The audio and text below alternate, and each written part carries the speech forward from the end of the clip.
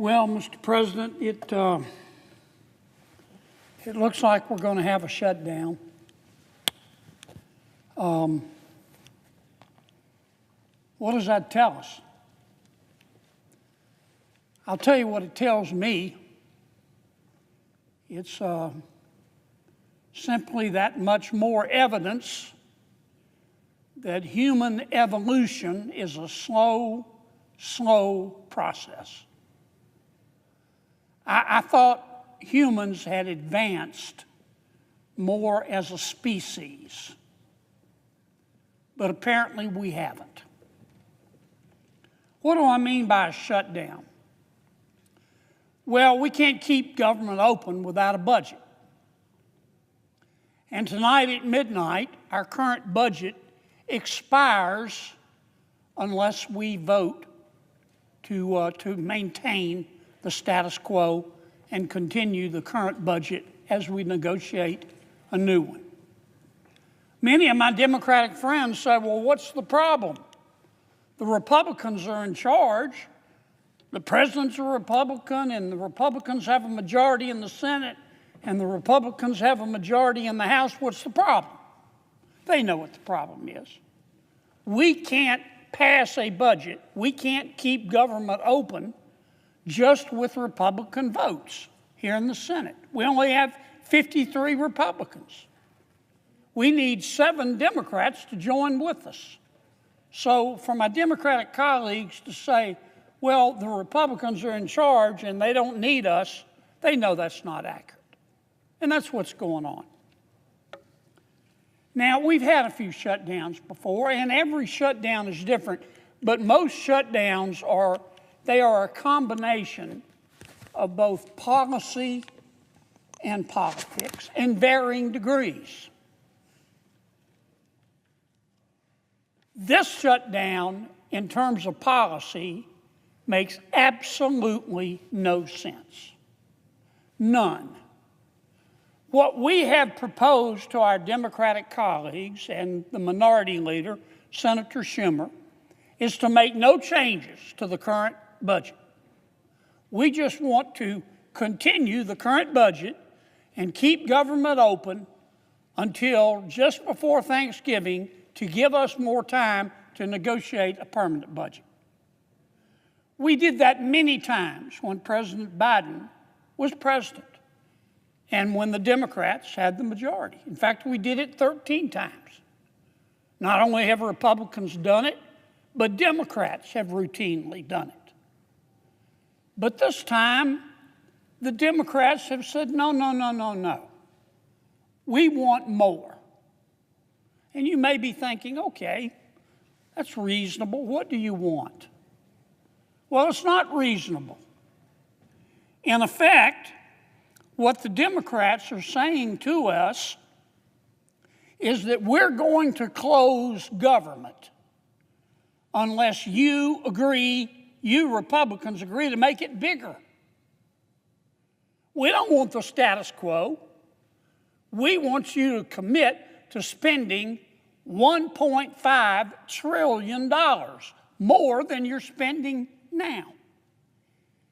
And we, the Democrats are saying, are going to tell you how to spend it. First, they want us to repeal all of the Medicaid reforms that we did in the reconciliation bill. Some call it the One Big Beautiful Bill. The One Big Beautiful Bill would not reduce Medicaid. In fact, it would go up about 2% every year as a result of our bill. But it would say to people who are on Medicaid, who aren't eligible for Medicaid, that you're not going to get Medicaid anymore. Dual eligibles, people who sign up in Louisiana and Mississippi, that's fraud. Under our bill, they would be thrown off. The Democrats want them put back on. Under our changes in the One Big Beautiful Bill that the Democrats want us to reverse, you would have to satisfy certain income levels to be on Medicaid. The law says if you make too much money, you can't get Medicaid because Medicaid is for the poor. In my state, we have found people through audits making $120,000 a year on Medicaid. So our bill, which the Democrats want us to repeal after just passing it, would say to those people that if you don't meet the income limits, you can't get Medicaid. So that's the first demand of the Democrats. Take out all the reforms that we made to Medicaid in the reconciliation bill and throw them out the window. Number two, they want to extend the Obamacare subsidies. What does that mean? Well, first let me say Obamacare was a mistake, and we know that now. When President Obama passed Obamacare, we were told that our lives would be better. Our lives have been worse. We were told that it would make health insurance more accessible and more affordable. It's done neither. On the non-Medicaid part of Obamacare, we've got, 25 million Americans who are accessing it. And for the most part, about 90% of them are low-income Americans. But the rest are making huge sums of money. Some are making $160,000 a year getting Obamacare subsidized by taxpayers. And that's not the way it was supposed to be. How did we get here? Well, it's simple. During the pandemic, when people were being laid off or losing their jobs or couldn't work, President Biden rammed through a bill to enlarge the subsidies. He took the cap off the amount that you needed to earn in order to get Obamacare. And those subsidies at the end of this year are about to run out.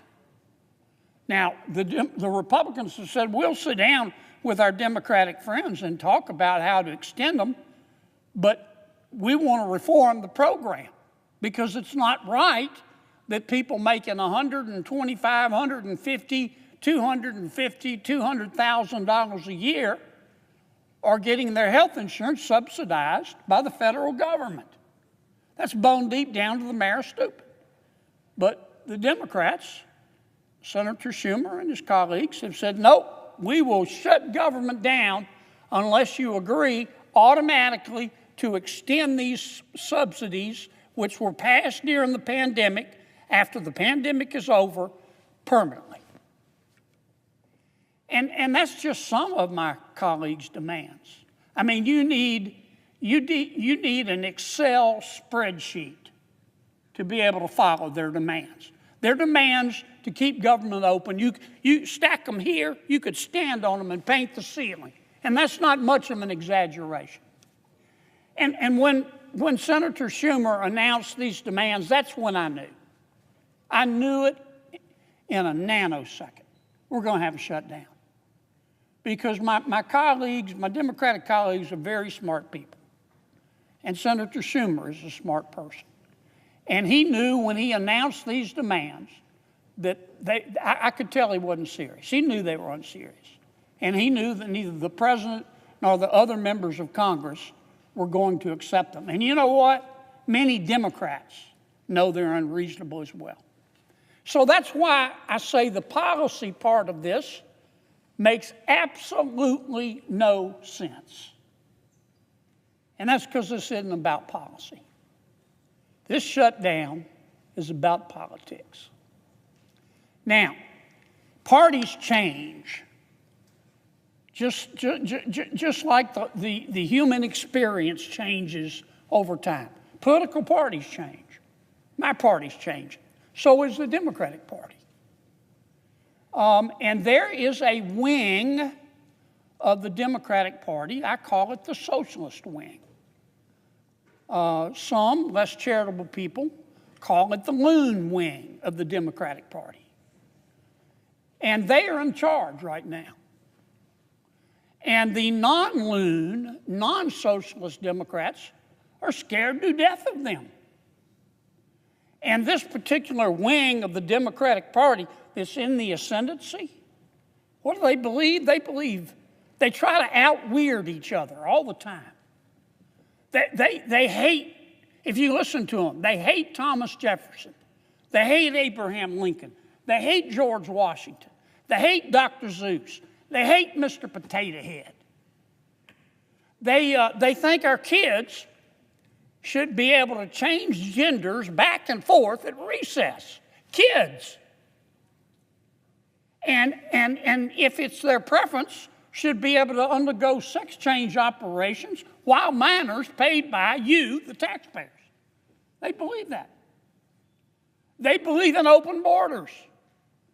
They believe that if you support the law, which says you have to be vetted to come into our country, if you support the law, you're a racist.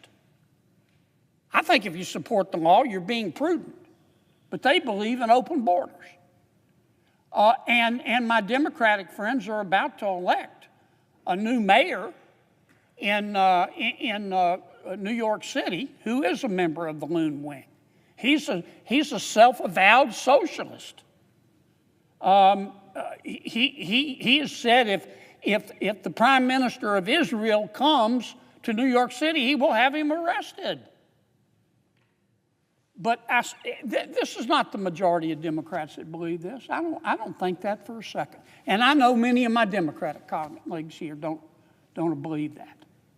But the Loon Wing, the socialist wing, the angry Gary Busey wing of the Democratic Party is in ascendancy. And they've got a lot of power, enormous amount of power. And many of my Democratic colleagues in the Senate are scared of them. And the Loon Wing is mad at many of my Democratic colleagues in the Senate. They shouldn't be, but they are. And therefore, many of my Democratic colleagues in the Senate are scared of the Loon Wing. And they want the Loon Wing to love them. The Loon Wing will never love them. They're better off doing the right thing, and they know what the right thing to do is. But that's why I say this is a political decision, and that's why we're going to shut government down.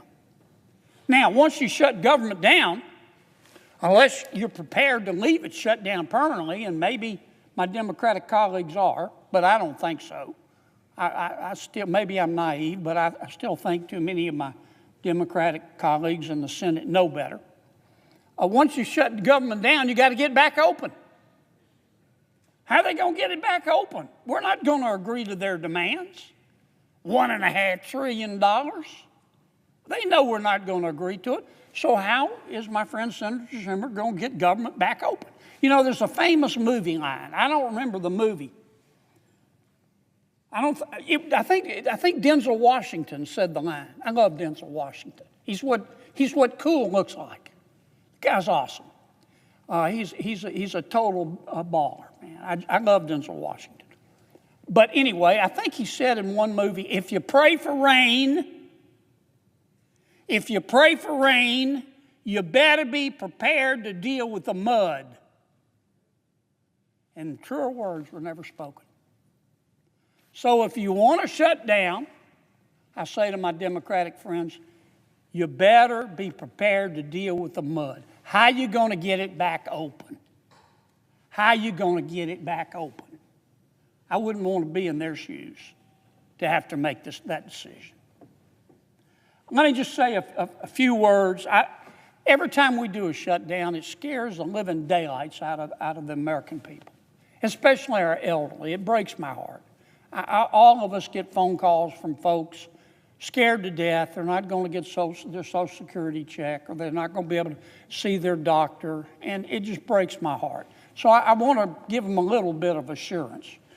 During the shutdown, the executive branch will be in charge, and the Trump administration is not going to do anything to hurt our elderly. I want to assure them of that. If you're receiving a Social Security check or Medicare or Medicaid or a veteran's disability, your checks are going to continue.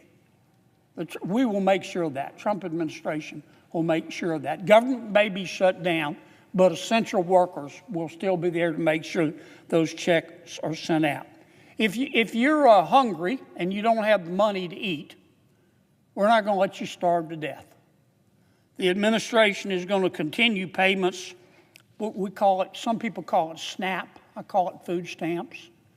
And we will continue the payments for the women, infants, and children's program. Most of us refer that to WIC. You'll still get your mail. Don't worry about that. Postal Service will be working through the shutdown.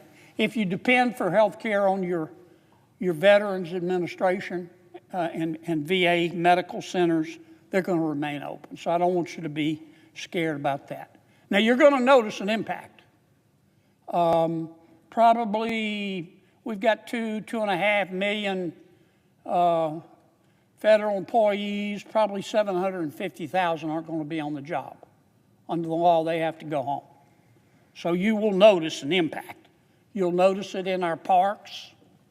You'll notice it in our museums here in Washington if you're visiting. You'll notice it in many of the federal agencies. That's the law. They can't come to work in a shutdown. Doesn't matter who initiates the shutdown. We still got a little time. It's midnight tonight, and we're going to be taking some votes here in a few minutes. Give our Democratic colleagues one last chance. One last chance to do the right thing. And I certainly hope they accept it. With that, Mr. President, appreciate your patience, and I suggest the absence of a quorum. The clerk will call the roll. Ms. Osterbrooks.